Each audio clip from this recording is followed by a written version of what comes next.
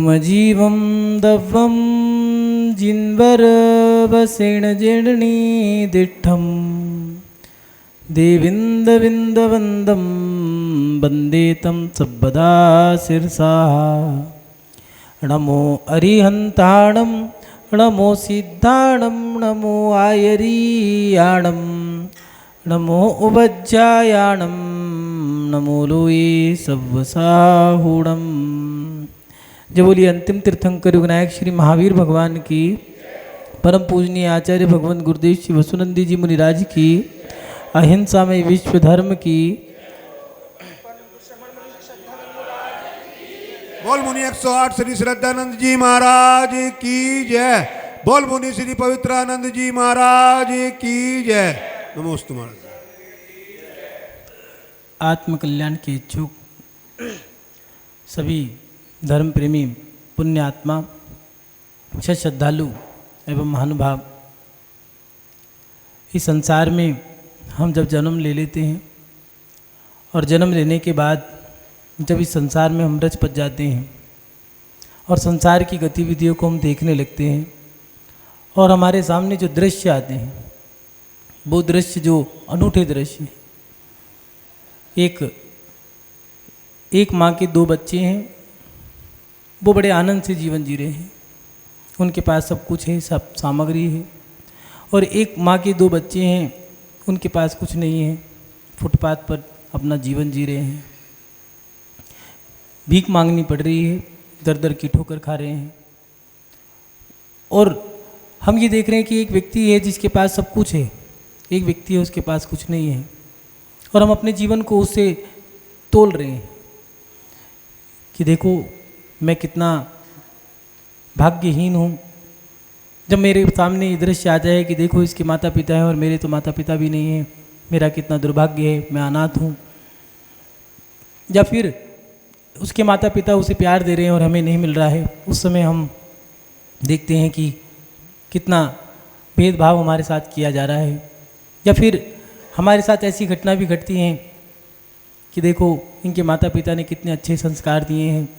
बहुत सारे लोगों के मन में तो ये बातें होती हैं कि काश हमें भी अच्छा परिवार मिल पाता, अच्छे माता, अच्छे पिता, फ्रैंक नेचर, आपस में एक दूसरे से बोलचाल बातें करना, ये सारी चीज़ें हमें भी मिलती।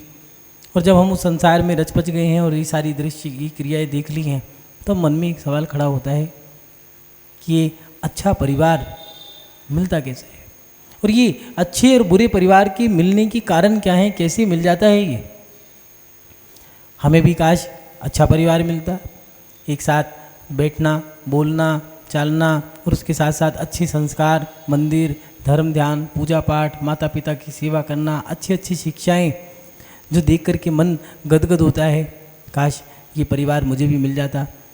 लेकिन मेरा दुर्भाग्य है, ये मेरे कर्म का उदय है। कौन से पाप कर्म का, लेकिन ऐसे कौन सा कर्म है जिसका उदय है ये हम नहीं जानते। इसको पाप कर्म कह के हमने टाल दिया है, लेकिन इससे हम संतुष्ट नहीं हो पा रहे। पाप और पुण्य हैं हम जानते हैं, लेकिन इनके पीछे भी तो कोई रहस्य होंगे। तो महानुभाव, अच्छे परिवार मिलने के कारण हम जानना चाहते हैं, लेकिन उससे पहले हम ये जानें कि हमें बुरा परिवार कैसे मिलता है। और उसके लिए आचार्य भगवंत उमा स्वामी जी ने जो हमारे लिए तत्वार सूत्र की रचना कर दी है, इतना गूढ़ रहस्य में जो ग्रंथ उन्होंने हमें रच के दिया है, शायद उनका उपकार हम कभी नहीं भूल सकते। ये बात सत्य है कि हमारे आचार्यों ने जो हमें दिया है, उन आचार्यों की कृपा, उनकी अनुकंपा हम कभी भूल नहीं सकते और हमें भूलना भी नहीं चाहिए। अगर वो ना होते तो आज हमें जीने की कला ना आती, अगर वो ना होते तो शायद आज तुम लोग भी ना होते। यह आचार्य उमा स्वामी जी ने तत्वार सूत्र दिया है। आज उस सूत्र के माध्यम से हमें हमारे पास कितना ज्ञान है और हमने क्या क्या नहीं जान लिया है। 6 अध्याय के 25वें नंबर के सूत्र में उन्होंने किस जिज्ञासा का समाधान कैसे कितने वर्ष पहले कर दिया। आज से लगभग 2,500 वर्ष पहले की बातें हैं ये। आचार्य कुंदकुंद स्वामी जी के पटाचार्य शिष्य गिद्ध पिछाचार्य, ऐसे ये उमा स्वामी जी हुए और इन्होंने कितना रहस्य में ग्रंथ लिखा है। कितने आचार्यों ने इस तत्वार सूत्र के ऊपर टीकाएँ लिख दी हैं। ये उनकी हमारे ऊपर इतनी महती कृपा थी कि आज उनके माध्यम से हम अपने हर सवाल को जान रहे हैं। और आचार्य उमा स्वामी जी रतवार सूत्र के 25वें अध्याय में लिख रहे हैं कि परात्म निंदा प्रशंसे सत्सद गुणोच्छादनो भावने चा निश्चेर गोत्रस्य। ये उन्होंने सूत्र के माध्यम से हमें बता दिया कि हमें नीच मतलब बुरे परिवार की प्राप्ति कैसे होती है, अच्छे परिवार की। ये सब उन्होंने दे दिया है। कितने तरीके से समझाया है, समझें। पर की निंदा, परात्म निंदा माने सामने वाले की निंदा करने से हमें बुरा परिवार मिलेगा। ये याद रखना, जितने बुरे कार्य हैं उनका फल बुरा है और जितने अच्छे कार्य हैं उनका फल अच्छा है, और इसी को पुण्य पाप का है। ये भी आपको समझना पड़ेगा कि किस क्षेत्र में आपने बुरा कार्य किया है। ज्ञान के क्षेत्र में, दान के क्षेत्र में, दर्शन के क्षेत्र में, या फिर आपने शरीर के क्षेत्र में। जिस क्षेत्र में आपने गलत कार्य किया है उसका फल आपको उसी प्रकार से बुरा बुरा मिल जाएगा। किसी की टांग तोड़ी है तो टांग ही टूटेगी, आँख फोड़ी है तो आँख फूटेगी। आप ये मत समझना कि आपने पाप किया है और आपको उसका फल अच्छा मिलेगा। 100% मिथ्या है ये बात कि आप बुरा करो आपका फल अच्छा मिलेगा। रावण कहा करता था कि मैं जो कर सकता हूँ वही करूँगा, जो मेरी इच्छा होगी मैं वही करूँगा, और देखता हूँ कौन मुझे रोकता है और कौन मुझे मेरे बुरे का फल देता है। सारे देव मैंने अब दास बना रखे हैं, ब्रह्मा विष्णु और महेश मुझे कुछ नहीं कर सकते। एक हम ना भूतो ना भविष्यति, ये रावण के शब्द थे। लेकिन जब वो कहते हैं ना, एक लोक व्यवहार में एक परंपरा में शब्द आते हैं कि जब पाप का घड़ा भर जाता है तो उसका फल उसे भुगतना पड़ता है। ऐसे ही शास्त्रीय भाषा में कहा है, कर्म जब उदय में आएगा तभी आपको फल मिलेगा, उससे पहले आप कुछ भी कर लो। आपने पर की निंदा करी है, उससे आपको बुरा फल ही मिलेगा। व्यक्ति निंदा कर रहा है, आनंद ले रहा है। क्या है, 2 व्यक्ति 4 व्यक्ति बैठे हैं और आपस में 1 मिनट का काम है, दूध लेने के लिए गए हैं, आना जाना मात्र 10-15 मिनट का खेल है, लेकिन 4 आदमी मिल गए हैं, चर्चाएं कर चल रही हैं। किस चीज़ की? या तो राजनीति की, और बात भी किसकी? कथाएं 4 दी हैं, राजनीति की, राजकथा, चोर कथा, भोज कथा, स्त्री कथा, ये 4 टॉपिक हैं।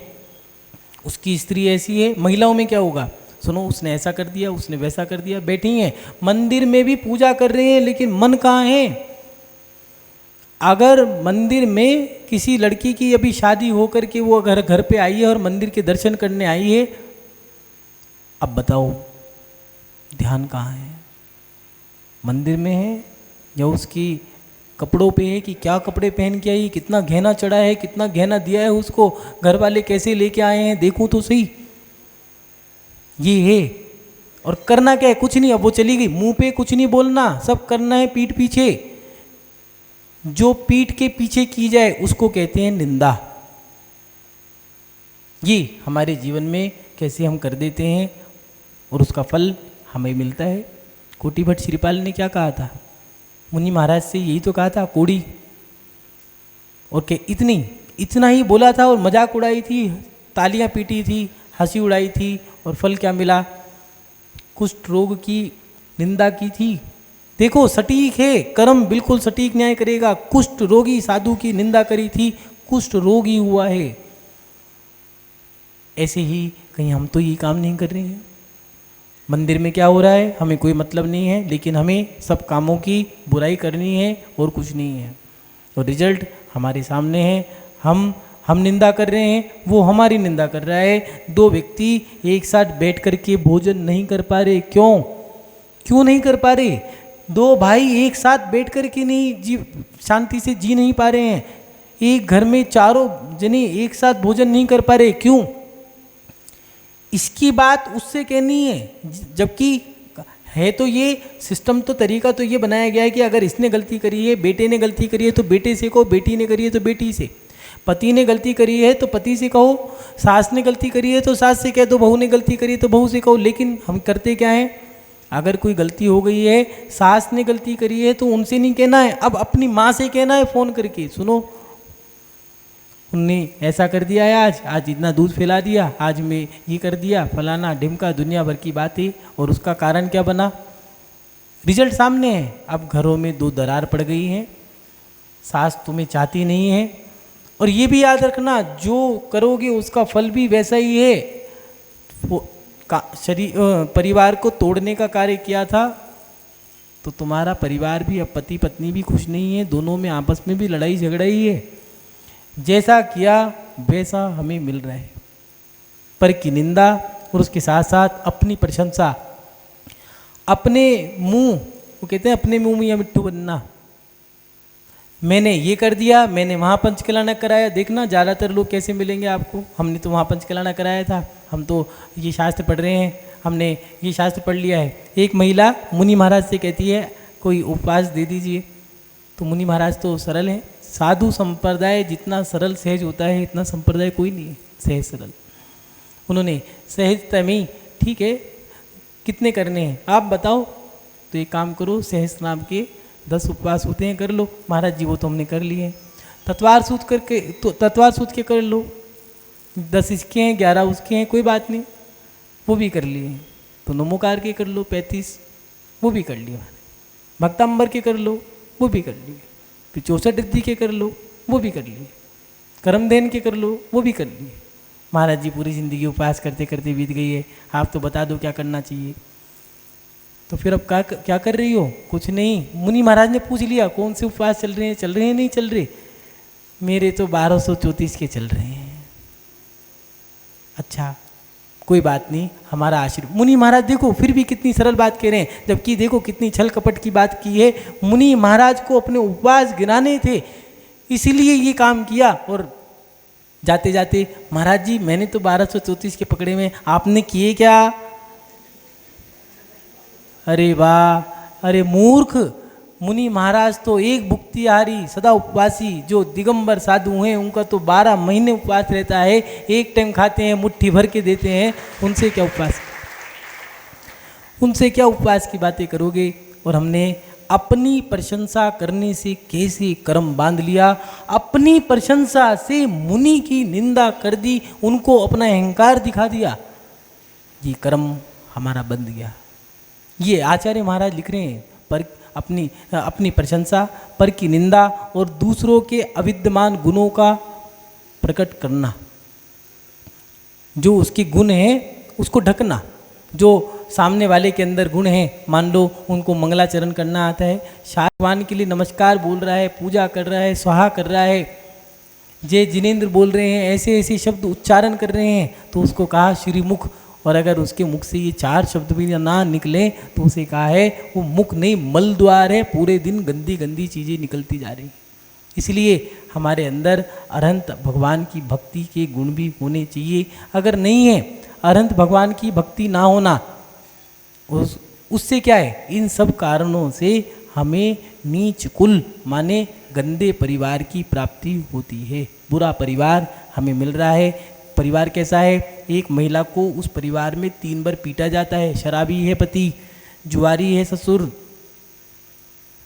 सुबह शाम दोनों 3 बार पिट रही है, और वो भी कह रहे हैं कहाँ नरक में हमने जन्म ले लिया है। और एक वो है, एक पत्नी वो है कि अपने पति के ऊपर गर्व कर रही है, पूरी समाज उसका नाम ले रही है कि धर्मात्मा हो तो ऐसा हो, आओ सेठ जी आओ। और पत्नी भी कितनी खुश है कि देखो हे भगवान, अगर पति मिले तो हर जन्म में ऐसा मिले। और एक पति ऐसा मिला है, कैसा परिवार मिला है कि दिन रात ये कह रहे हैं कि हे भगवान या तो मर जाएं या फिर ये नरक से छुटकारा मिल जाए। क्या है ये? सोमा सती के साथ क्या था? सास दिन रात बस यही सोचती थी जैसे तैसे मर जाए, लेकिन उसका पुण्य था कि सांप का भी हार बन गया। स्त्रियों के जीवन में एक ही तो सपना होता है कि हम पराई तो हैं, लेकिन जहाँ दूसरी जगह जाए वो परिवार अच्छा मिल जाए। कहीं अत्याचारी सास ससुर या पति व्यसनी मिल गया तो हमारा जीवन तो बर्बाद है। लेकिन अच्छे काम किए भी हैं या नहीं किए, सोचें, विचार करें कि हमने अच्छे परिवार को प्राप्त करने वाले काम भी किए हैं नहीं किए। अगर तुम्हारे परिवार में गंदी गंदी क्रिया हो रही हैं, बुरा परिवार मिला है, तो सोच लेना कि गंदी क्रिया करने से गंदे कर्म तो बन रहे हैं, और अगर गंदे लोग मिले हैं तो पूरे पूर्व में जो किए थे उन कर्मों का फल आज हमें मिल रहा है। एक कर्म कैसे हमारे जीवन में फल दिए जाते हैं। एक राजा था और दरबार में बैठे हैं, एक महात्मा जी आए हैं भिक्षा मांगने के लिए। अच्छे महात्मा जी हैं, बड़े पहुँचे हुए महात्मा जी हैं। जो घोषणा कर दें वो सत्य है। और उन्होंने कहा महात्मा जी ने, महाराज भिक्षा मांगने आया हूँ, कुछ दीजिए। तो राजा तो धर्मात्मा है नहीं, वो किसी भी क्षेत्र में दान दे सकता है, लेकिन धर्मात्मा को नहीं दूंगा। यही तो हमारे साथ भी हो रहा है। हम रिसोर्ट में, किट्टी पार्टियों में, होटलों में, ढाबों पे जाकर के या विदेशों में जाकर के धन खर्च कर सकते हैं, लेकिन हम किसी भूखे को भोजन नहीं करा सकते। हम मंदिर में, हम साधुओं की यात्रा में, इन जगह पैसा नहीं लगा सकते। क्यों? क्योंकि उस व्यक्ति में धर्मपना नहीं है। धर्मात्मा व्यक्ति का धन, तन, मन, धन तीनों धर्म के स्थान में लगेगा। और जो पापी व्यक्ति है उसका तो पैसा बुरी जगह ही लगेगा, कहीं भी लग सकता है, जैसे शराब में, वेश्यावृत्ति में, जुआ खेलने में।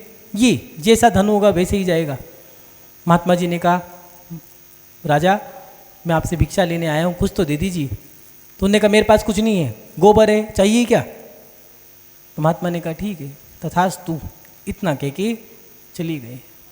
बस मंत्रियों ने कहा भी महाराज कुछ दे देते, कोई गाय दे देते, जरा भूमि दे देते, नहीं तो वस्त्र ही दे देते। राजा होने के बाद भी आपने कुछ नहीं दिया। तो राजा तो अहंकारी है। जब तक हमारे पुण्य का उदय रहता है तब तक अहंकार भी रहता है। जितने गरीब हैं उनमें अहंकार नहीं मिलेगा आपको, हीन भावना मिलेगी। राजा को एहसास नहीं हुआ, और एहसास कब हुआ? जैसे ही किसी चीज़ को हाथ लगाता गोबर में बन जाती। क्यों?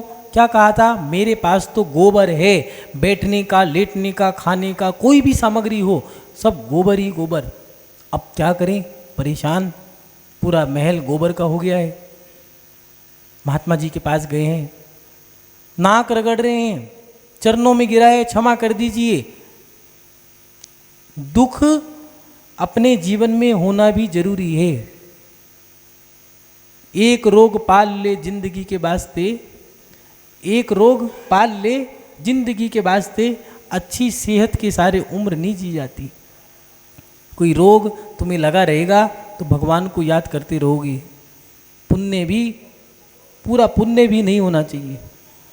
राजा को अकल आ गई है, चरणों में गिर गया है और कह रहे हैं महाराज कुछ क्षमा कर दीजिए, रक्षा कीजिए, गलती हो गई है, अब क्या करूं? महात्मा जी तो मौन बैठे हैं। बहुत विनय अनुनय करने के बाद महात्मा लोग तो सज्जन, सरल, क्षमावान होते हैं। क्षमा कर दिया है और कह रहे हैं सुनो, ये मेरे मुख से निकले हुए शब्द सत्य रहते हैं, ये तो झूठ नहीं हो सकते। लेकिन एक काम करो, तुम ऐसा काम करो जिससे लोग तुम्हारी निंदा करें। कैसे? मतलब मैं समझा नहीं हूँ। इतना कह के वो तो मौन हो गए हैं। अब घर जाकर वो तो विचार कर रहे हैं क्या करना चाहिए। मंत्रियों ने कहा महाराज जी, राजा आप चिंता मत करो, हम समझ गए महात्मा ने क्या कहा। बस अब तो नगर से जितने भी बच्चे हैं उनको उठा लिया गया है। सब लोग राजा को आतताई समझ रहे हैं। महिलाओं को अगवा कर लिया गया है। कुमारी जो लड़कियां हैं उनको भी उठा लिया गया है। गायों की चोरी होने लग गई है। हर द्वार पे एक ही बात है कि राजा आतताई है, इस राजा को मार दो, इसको ख़त्म कर दिया जाए। जो लोगों को कहना था, और हर घर में एक ही चर्चा है, राजा बुरा है। और धीरे धीरे जैसे जैसे उसकी निंदा होती जा रही है, गोबर दूर होता जा रहा है। और कोई घर ऐसा नहीं बचा है जिस घर में राजा की बुराई ना हो रही हो। अब राजा के मुकुट में गोबर रह गया है, बाकी कहीं नहीं है। महात्मा के पास गए और जाके कहने लगे महात्मा जी, सारे गांव में, सारे नगर में, सब जगह मेरी निंदा हो रही है, लेकिन ये गोबर जो मेरे मुकुट में बचा है, एक परिवार बचा है जहाँ मेरी निंदा नहीं हो रही। तो उन्होंने कहा जिस दिन वो निंदा कर देंगे तुम्हारा ये गोबर भी हट जाएगा। राजा ने रूप बदल करके देखा कौन सा परिवार है, और कोई नहीं। वो परिवार कोई नहीं था, वो कुटिया, वो महात्मा जी, वो राजा की निंदा नहीं कर रहे थे। राजा भेष बदल के गया और जाकर के कहने लगा ये राजा तुम्हारे यहाँ का कितना बुरा है, आपको क्या कहना चाहिए इसके बारे में। तो कहने लगे क्या कहूँ, जो है सो है, मैं क्यों बुरा कहूँ और मैं क्यों भला कहूँ। मुझे उनने जो दिया मैं लेके आ गया हूँ, जो नहीं दिया सो नहीं दिया, बस। और मौन हो गई। राजा उनके चरणों में गिर गया और कहने लगा मिल गया, सबक मिल गया हमें अपने जीवन में क्या करना चाहिए। और जा कर के क्षमा मांगने के बाद उसने अपनी गद्दी को संभाला, मंत्रियों को बुलाया और कहने लगे ऐसा क्या काम किया तुम लोगों ने जिससे मेरी निंदा हुई। तो उन्होंने कहा महाराज हमने तो बच्चों को उठा लिया, महिलाओं को उठा लिया है, सब गंदे काम हमने करने शुरू कर दिए, लेकिन उसके पीछे ये था कि वो बच्चे जो हैं उनको हम पालन पोषण करते थे, उन लड़कियों से हम अच्छे काम कराया करते थे, दान धर्म पूजा पाठ ये सब काम कराते थे। आगे आगे निंदा होती गई, पीछे पीछे अच्छे काम होते गए, उसके माध्यम से आपकी कर्म बदल गए। ये है हमारे जीवन का सूत्र। निंदा करने से जो व्यक्ति जिसकी निंदा कर रहा है उस व्यक्ति का तो पाप कम हो रहा है, उसका पाप कर्म का उदय, इसलिए उसकी निंदा हो रही है, उसका तो कर्म कट जाएगा। जिसने निंदा करी है उसने अपना कर्म बांध लिया। अगर कोई तुम्हारी निंदा कर रहा है तो खुशी मनाओ कि निंदा करके भैया मेरा तो कर्म कट गया, अब तू जान तेरा काम जाने।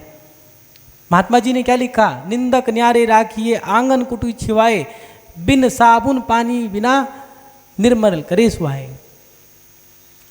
निंदक को अपने पास रखो जिससे वो तुम्हें सावधान करके रखे। कुत्ता अगर भौंक रहा है तुम पे तो तुम सावधान हो जाते हो, क्यों? क्योंकि कोई गड़बड़ है। ऐसे ही कोई निंदा कर रहा है उससे बुरा मत मानो, किसी ने तुम्हें टोका है तो बुरा मत मानो, तुम तो खुशी मनाओ किसी ने तुम्हें टोक तो दिया है। किन्हीं लोगों के पास तो टोकने वाले ही नहीं है, तुम तो बड़भागी हो। जिस महिला के पास माता पिता सास ससुर पति बच्चे सब होते हैं उसको सौभाग्यवती महिला माना गया है, तो जिसके पास ये नहीं है उसका दुर्भाग्य है। हम अपने जीवन में कैसे परिवार को प्राप्त कर रहे हैं, ये हमारे पास ये सब चीज़ें हमारे हाथ में हैं। हमारे जो बड़े बुजुर्ग थे उन लोगों को कोई भी घटना कोई भी क्रिया हो रही हो उनको कोई मतलब नहीं है, किसी चीज़ से मतलब नहीं है, कोई हानि हो कोई लाभ हो कोई नहीं, भैया अपना खाया आज खाया कल का राम भरोसे जो मिला है ठीक है। और अपन लोग कैसे हैं, सुबह उठते के साथ ही न्यूज़ चैनल शुरू कर दिया है, उसको घाटा लग गया, उसने ऐसा कर दिया, वो जीतेगा वो हारेगा, वो जेल में चला गया, फलाना ढिमका, दुनिया भर की बातें हमने शुरू कर दी है। वो जीत गए तब भी, वो जीते तब भी, वो हार गए तब भी, तुम्हें कुछ नहीं मिलना। पता है अपन को कि अपन को कुछ नहीं मिलना है, लेकिन हमें तो इन बातों में ही अपना समय गुजारना है। और इनकी राजनीति की चर्चाओं में, उस पड़ोसी की चर्चाओं में, अड़ोस पड़ोस कुटुंब परिवार की निंदा करने में, चर्चाओं में हमने कितना कर्म बांध लिया और उसका फल हमारे सामने है। हम दुखी हैं। दो जनों की बातें आपस में जो हो रही हैं खींचातानी की, वो राजनीति की बातों से हमने अपना कर्म कैसे बांध लिया और रिजल्ट हमारे सामने है। दो भाई आपस में नहीं बोल रहे, वो कह रहे वो इस पार्टी का है मैं इस पार्टी का हूँ, दोनों भाइयों में आपस में तकरार है और लाभ दोनों को ही नहीं होना है। रिजल्ट हमारे सामने है। निंदा करी, दोनों भाइयों में फूट और पड़ गई है, घर में बंटवारा हो गया है, लड़ाई झगड़ा साथ में है। जो कर रहे थे वो फल हमारे पास है। हम सबकी खबर रख रहे हैं, लेकिन क्या हमें अपनी खबर है? हम कितने अच्छे कर रहे हैं, कितने बुरे कार्य कर रहे हैं, सबकी खबर है, दुनिया भर की खबर है। एक व्यक्ति को, समाज के अंदर एक व्यक्ति ऐसा है कि उसको पूरी समाज के घर के नाम याद हैं, किसकी बहू, किसका बेटा, किसका पति, किसके दादा परदादा सब याद हैं। अपने घर में उससे पूछा तुम्हारे बेटे का जन्मदिन कब आता है, अभी रुको पत्नी से पूछ के बताता हूँ। अपने बच्चे का जन्मदिन भी याद नहीं है और पूरे गांव की कुंडली मुट्ठी में लेके घूम रहा है। ये है दूसरे के गिरबान में झांकने का फल कि हमारे परिवार में तो डंके बज रहे हैं और दूसरे के घर शांति से जी रहे हैं। तुम जितनी बातें कर रहे हो उसका रिजल्ट हमारे सामने है। अच्छे काम करोगे अच्छे फल मिलेंगे। निंदा करी है, नीच गोत्र बांध लिया, नीच कुल मिलेगा। नीच व्यक्ति बनने के बाद अब कह रहा है कि हे भगवान क्या करूं जिससे मुझे ऐसा कुल मिले जिससे मैं दिगंबर साधु को आहार दिलूं। किन्हीं लोगों की तो पीड़ा रहती है, काश हम भी ये सामर्थ्य रखते कि दिगंबर साधु को आहार दे सकते। किन्हीं लोगों की तो यही इच्छा रहती है कि इनकी सभा में हम भी बैठ सकें। एक महिला आई और कहने लगी कि हम आपको भोजन कराना चाहते हैं। हमने कहा आपकी पात्रता नहीं है। तो उसने कहा, उसने कितने बड़े शब्द कहे, कहने लगी पात्रता कोई बात नहीं, मैं आहार नहीं दूंगी, मेरे पैसों के फल तो काम में ले लोगे आप। लेकिन मुनि महाराज उसके पैसे का भी इस्तेमाल नहीं करते, क्योंकि उसकी पात्रता नहीं है। क्या करें, नीच कुल में जन्मा है, इसीलिए उसकी पात्रता नहीं है, उसके विचार वो ऊंच नहीं बन पाएंगे। नीच कुल वाला कुत्ता कितना भी भौंक ले शेर नहीं बन सकता, और शेर कितना भी मौन रह ले रहेगा शेर। ऐसे ही हमने अगर नीच कुल को प्राप्त कर लिया है, जिस लड़की का नीच कुल का उदय है, जिसने गंदे काम किए थे, ऊंच कुल में जन्म लेने के बाद भी शादी करके नीच में चली गई, फल उदय में आ गया, कर्म उदय में आ गया है, अब व्यवस्था सारी व्यवस्थित है। और जिसका ऊंच कुल में जन्म लेने का है और उदय आना है 25 साल की उम्र में, वो लड़की शादी करके नीच जाति की लड़की ऊंच जाति में शादी करके आ गई, ये उसका उच्च कर्म उदय में था।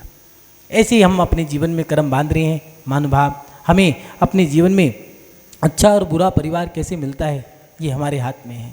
अच्छा परिवार प्राप्त करना वो भी हमारे हाथ में है, बुरा परिवार प्राप्त करना वो भी हमारे हाथ में है। हम जैसा करेंगे वैसा हमें मिलेगा। हम अपने जीवन में क्या कर रहे हैं उसे हमें ध्यान रखना पड़ेगा। अगर निंदा कर रहे हो पर की, दिया तो यह है कि अपनी निंदा करनी चाहिए, पर की प्रशंसा करनी चाहिए, इससे उच्च गोत्र बनता है। और जो व्यक्ति दूसरों की निंदा कर रहा है, आज ये माहौल है, व्यक्ति का इतना बुरा माहौल हमने बना दिया है कि दो व्यक्ति आपस में बोलने से डरते हैं, कहीं लड़ाई ना हो जाए। मंदिर में बैठने के बाद डर लगता है कि कोई व्यक्ति मुझसे लड़ ना ले। क्यों? दुनिया भर की बातें हमारे मन में बैठी हैं, बस वो बोले और मैं शुरू हूँ। इसलिए इन चीज़ों से बचना है तो अपने जीवन में पर की निंदा से बचें, अपनी प्रशंसा से बचें। अपनी प्रशंसा करने वाला व्यक्ति किसी को अच्छा नहीं लगता है। दूसरों के जो गुण हैं उनको बताएं, उनको ढोको मत, और जो उसके अवगुण हैं उनको छुपाने की कोशिश करो, उसको मत उगाड़ो। और इन सब चीज़ों से आपका नीच कुल का कर्म बन जाता है। अरहंत भगवान की भक्ति ना करना, ये याद रखना। पुण्य के उदय में मंदिर अच्छा नहीं लगता, धर्म अच्छा नहीं लगता, लेकिन पाप की व्यवस्था क्या बनाई है, उस पाप कर्म की व्यवस्था बना के रखना। इसलिए जिन्हें भगवान की भक्ति और गुरुओं की सेवा, ये याद रखना। हमारे पीछे तुम 2 चलो या 1000 चलो, मंदिर में कोई भी ना आए कोई बात नहीं, इनको कोई फर्क नहीं पड़ता। जितना करोगे तुम्हें मिलेगा। कर रहे हो मिल रहा है, नहीं कर रहे नहीं मिल रहा। अपने जीवन में अपने बुरे कर्म की व्यवस्था बना के रखें। अच्छे कर्म उदय में है तो अच्छे कार्य करते रहें, जिससे आने वाले कर्म आपके अच्छे बने।